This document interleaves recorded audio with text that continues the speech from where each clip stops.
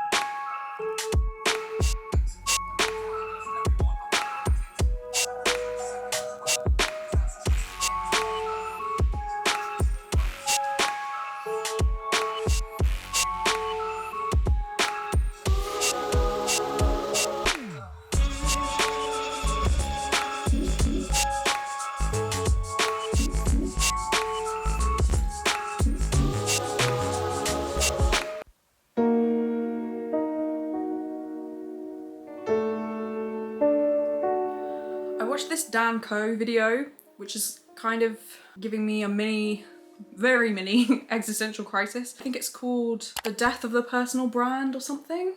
The title is like the problem or like the fear. So I watched that and I'm like, oh, but I would like to be a content creator, or I am a content creator.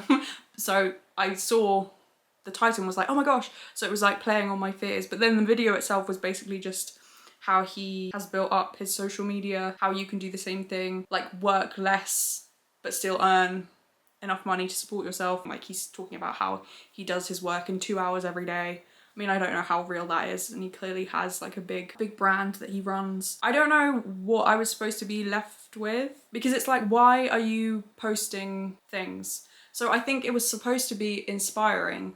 But when I think about the way that I will post about things that I've been through and how I've like processed those things to try and help other people who may be going through the same thing. Or I post about things that have helped me. And the goal with anything that I create is to be helpful or informative or inspiring or motivational in some way. But watching that video, I was like, what is the point of, like, I didn't feel inspired or motivated. I felt really small and drained, which maybe that's just to do with like the mood I'm in, but it's like balancing what you want to create versus what other people want to watch. And I think this was basically the point he was trying to make, in terms of you can get caught up basically in like a new rat race. So you think like, oh, I want to make content online, that will be better than my 9 to 5. But then if you're only ever making things that you think other people will like, or you niche down so much that you're talking about something that you lose interest in and you don't really care about anymore, but now all of the people who follow you are like, oh, but she's the whatever person, or he only talks about this topic, now he's going to talk about this. Like, that is just setting yourself up. It's not a free creative process then, because you're having to make the same thing or different iterations of the same thing. Of itself, that makes sense. But then he was also talking about how creativity works best when it's got limitations on it, you know, when you have to create within a box. And I'm just like, well, then surely a niche is a box, so you're having to create within that niche, and you should be then more creative if what he's saying is right. I don't know. The other thing that kind of got me was he did quite a good job. I really liked his definitions of influencer, content creator, what was the other one? But basically, his definition of an influencer was basically someone who sells subpar products to underdeveloped minds or something, which actually, as I'm saying it, sounds really patronizing. They're basically selling you rubbish. I understand that some of the YouTubers I watch, they need brand deals, like that's how they make money. While some people are like, I only ever work with brands that whose products I've tried and I really like, and that's great. There are certainly other people who don't do that. And I'm sort of like, well, I can look at something and be like, I don't feel compelled to buy that just because an influencer is saying this is a good product. Like, I know they're being paid to say that. So unless in the past they've been like, oh my gosh, I love this skincare brand, and then they happen to be able to have like a sponsorship with that skincare brand, I'm taking everything they say with a huge pinch of salt, because I'm like, okay, but you are being paid to promote. This is basically an advert, right?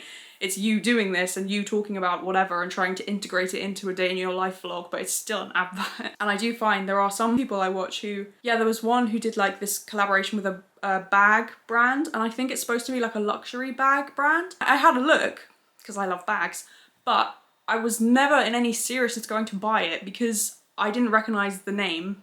I'd never heard of it before. I also Googled it and looked at it on Reddit. But also, it was something like $500 for a bag, but then she had a code that took off something like $100. And I was like, that is very suspicious to me. Like, I know there are some brands who they go on sale and they take loads off, and you know, it's like 50% off and better and whatever, and you should never buy during full price, only buy during the sale. But like, I was like, this is just one like random YouTuber who's doing a collaboration with this brand. This isn't like some huge celebrity, and their code is at least 20% off. Like, it just felt really weird. And also some of the copy on the website, I was like, this doesn't even sound like English. Like, this sounds like it's been written by AI. It sort of sounds like it's supposed to be like, this beautiful bag is whatever, but it's not right. Like, that's not how you would say it, even if you were trying to write this like luxury aesthetic of this bag. You would not say it in the way that it was on. I'll try and find a screenshot, because I screenshotted it because I was like, this language is so strange. So his definition of an influencer, I was like, definitely, yeah. I've seen that, yes. They do seem to promote subpar products, But then he's saying all of this, and at the same time, in that video, mentioned his own products at least 4 times. So I'm like, this is getting quite meta now. Like, am I not supposed to notice that you're doing that? Like, he's drawn attention to the fact that other people rely on these products they create and they get stuck in this niche. So he's like drawing attention to, oh, these creators, what is going on with my hair, sorry. He's drawing attention to these creators only care about making a product. So like the video will then be like, oh, and here's my course linked below or whatever. He draws attention to that as like a strategy that some of these creators use, but then he's doing the same thing. And I'm like, why is you doing it different to other people? I don't know, it's just put me in a weird headspace because I want to be able to talk about whatever, but it's like, is that a way to grow a channel? To just share like what you're doing? I would have thought so because it's more relatable. Like, I'm certainly not creating aspirational content. Like, I think about someone like Vanessa TU. Like, her life is being an influencer. Her job is to get up at 5 a.m. and film her morning routine or film her gym routine. It becomes then your job to look a certain way or to do certain activities like, oh yes, I'm going for brunch, or let's go take pictures in Toronto because it's for my Instagram and for whatever. That is obviously not relatable, but it might be aspirational. You might be like, oh, I wish I lived in that kind of flat, or I wish I lived in that city. I wish I looked like her. I wish I had those clothes. I wish this was my life. That is not the kind of thing that I want to share. One, because I don't think my life is that aspirational. But also, I don't want to inspire that kind of feeling of lack. I feel this way as well when I posted quite a lot of fashion reels over the summer just because that was really fun. None of them ever did like so well that people were like, oh my gosh, where is that from? But I was like, I don't feel right posting like me in this outfit and then having someone think, oh, I must buy those shoes, or I must buy that shirt, or I need jeans like that. It's like, no, I don't want to be making people feel like they are lacking something. But then it's like you have to create.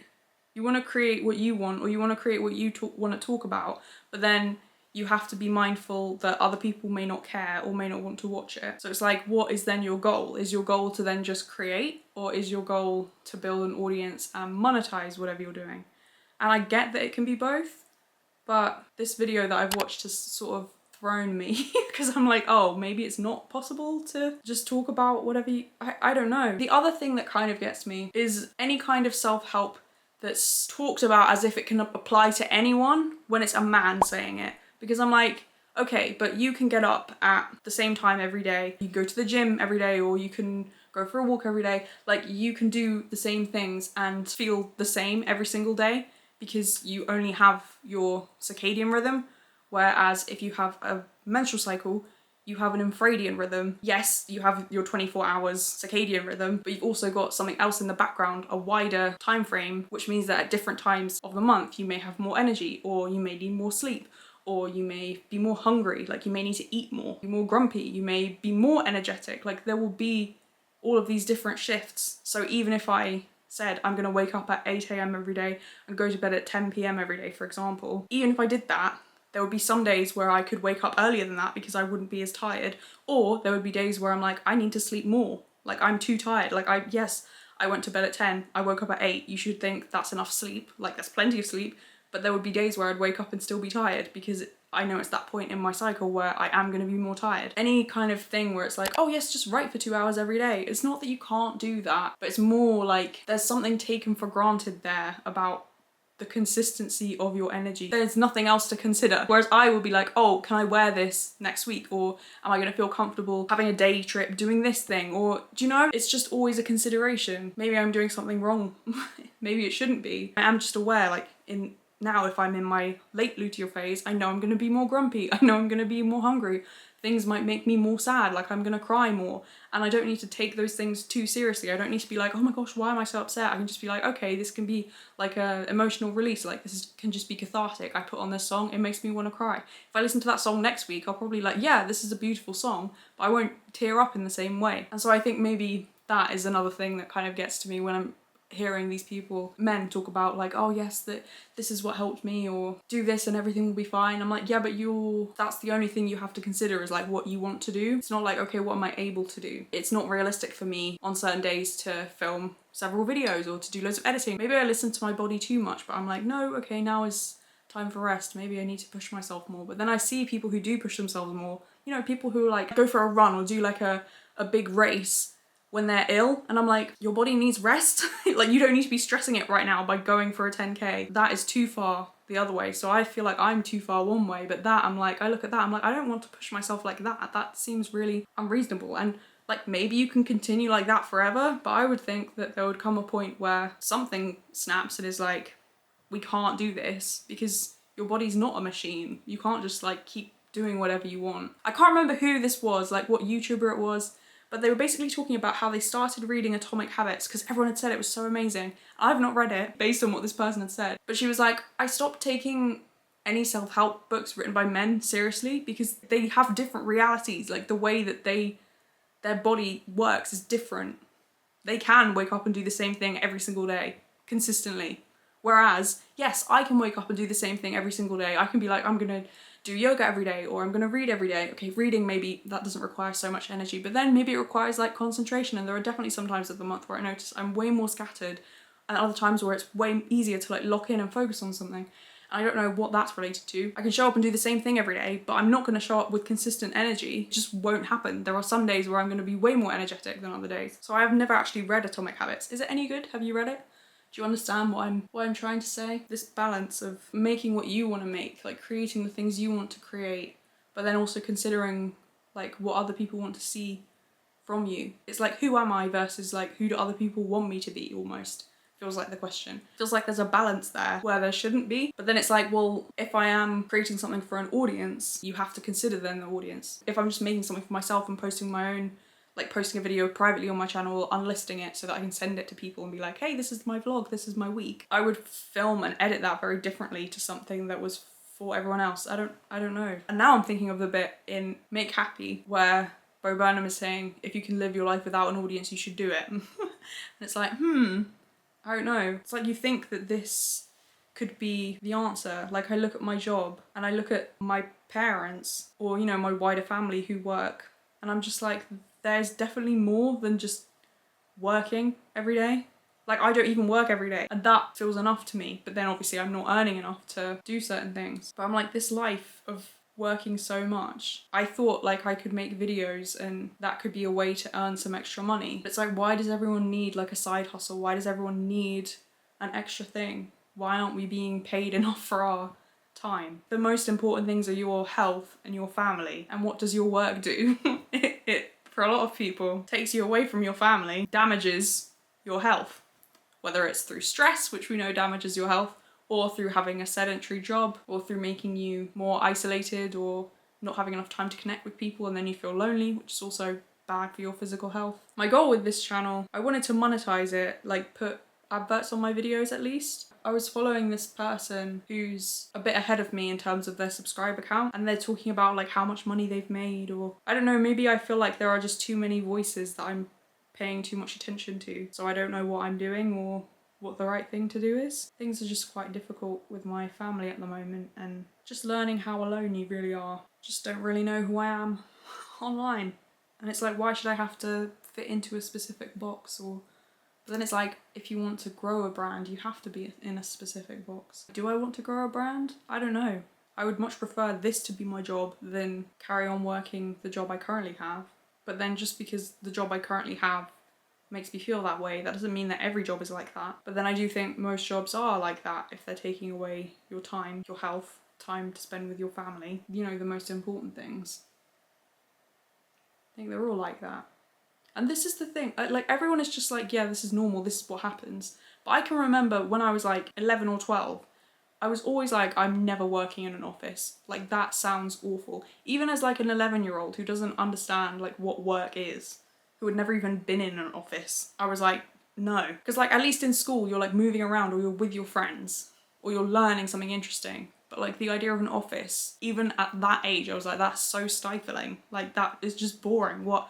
I do that until I'm old enough to retire? Like, what is that? And everyone is just like, oh, this is the way it is. Like, of course, you know? I'm like, what? I know obviously people have to make money, but it's like, why are we all just like, yeah, the stuff that I've been through, I'm like, maybe I just think about things more. Other people are just like, yeah, I need to provide for my family, I do this. Like, no question. But it's the people, it's the thing I'm thinking of is the people who have the choice to do anything, and yet they choose a job that takes them away from their family, or they choose a job that they don't particularly enjoy. But then you've got, like, for example, my sister is taking time off just to travel and learn a language. That I'm like, yes, I think that is probably the right decision, because yeah, why would you just want to like work for the rest of your life? Particularly because they keep putting up the pension age. I'm not an employee, I'm technically self-employed even though I have to work their hours. So I've been looking at like sorting out my taxes because I have to do that, and I don't think I owe any because I've not earned enough money, but I'm still been looking at it. And then I was looking at also a pension because my job also doesn't sort out a pension for me. I looked at my national insurance record. Oh, I'm not going to be able to retire until like 2050 something. No, not even. It was